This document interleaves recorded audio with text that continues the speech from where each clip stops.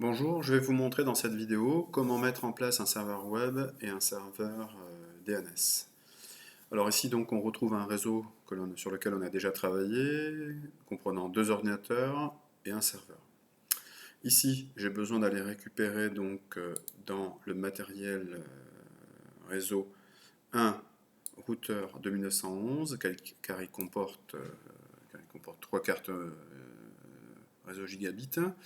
Et je vais ensuite chercher ici, comme on l'a déjà fait plusieurs fois, un serveur. Voilà.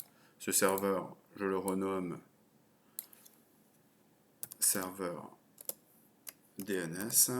Ici, cette zone représente du texte, donc ça n'a aucune importance s'il y a des espaces. Voilà. Ensuite, je vais réaliser ici des connexions. Donc là, connexion automatique. Je pars du switch, je vais vers le routeur.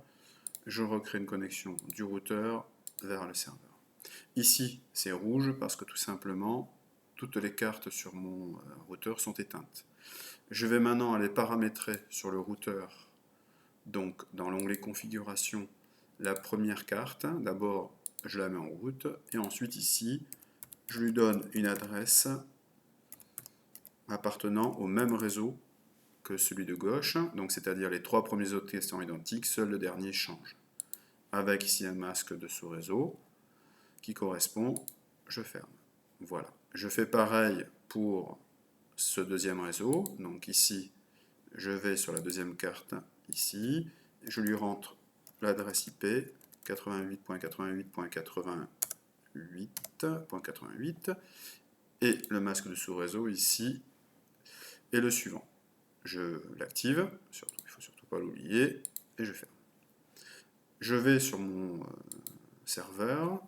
Ici, je vais donc aller lui rentrer dans Desktop son adresse IP, donc une adresse IP fixe, 88.88.88.89.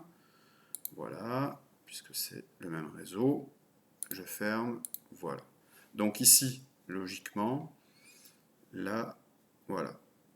Donc si je teste, là, ici, donc de là, donc du poste 0 vers le serveur DNS, il n'y a pas de communication. Voilà. Je peux le faire dans l'autre sens, du serveur DNS vers le PC1, il n'y a pas de communication et ceci est normal.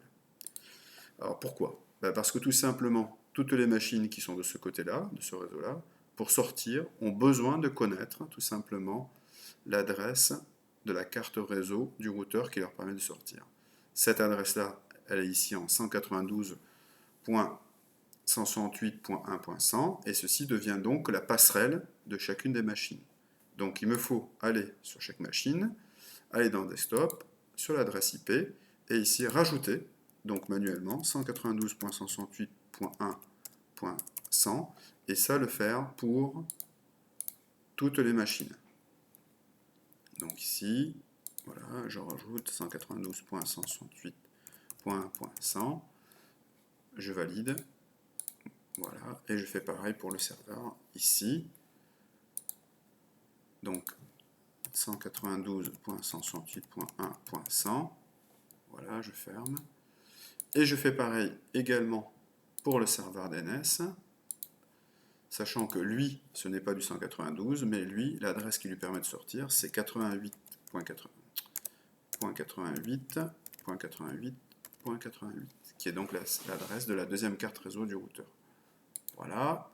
Maintenant, si j'essaie de communiquer, normalement, ici, si je passe de là à là, je devrais communiquer. Alors, il lui faut peut-être un certain temps pour se synchroniser, il faut réessayer jusqu'à ce que ça fonctionne. Voilà. Donc, on va voir. Il lui faut du temps. Toujours pas. Voilà.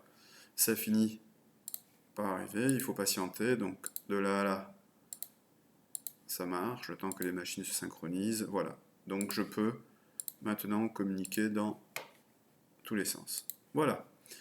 Donc, ici, je vais arrêter donc la vidéo de façon à ce que les vidéos ne soient pas trop lourdes à télécharger. Donc celle-ci était la première vidéo pour la réalisation d'un réseau avec un serveur web et un DNS.